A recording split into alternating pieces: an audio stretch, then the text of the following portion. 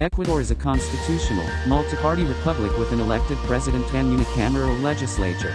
In April 2021, voters elected President Guillermo Lasso Mendoza from the center-right alliance of the Creating Opportunities Movement, the Social Christian Party, and other selected members of the National Assembly in elections that observers deemed free and fair. The National Police maintains internal security and law enforcement and is under the authority of the Ministry of Interior. The military is under the authority of the Ministry of Defense. Police and military forces share responsibility for border enforcement, with the military also having limited domestic security responsibilities.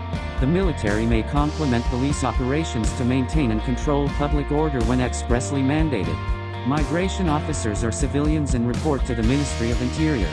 Civilian authorities maintained effective control over the security forces. There were reports that members of the security forces committed some abuses. Social and indigenous movements' opposition to government economic policies led to widespread street protests and the shutdown of major city roads and provincial highways that lasted for 18 days in June, the most protracted protests in the country's history. Protest leaders ended the demonstrations on June 30th after reaching a peace agreement with the government that addressed some of their demands and agreeing to a 90-day dialogue period to resolve remaining matters.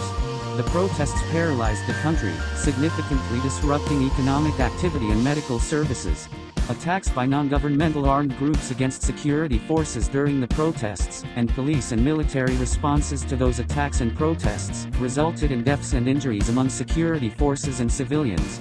Significant human rights issues included credible reports of torture and abuse by police officers and prison guards, harsh and life-threatening prison conditions, serious restrictions on freedom of expression and media, including violence against journalists and the existence of criminal libel laws, serious government corruption, lack of investigation of and accountability for violence against women and children, and restrictions on workers' freedom of association.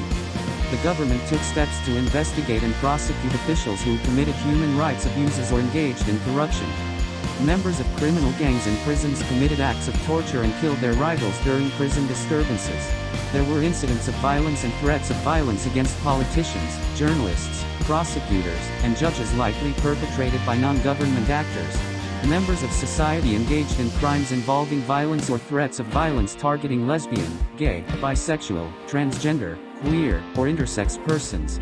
The government investigated these crimes, and prosecutions were pending.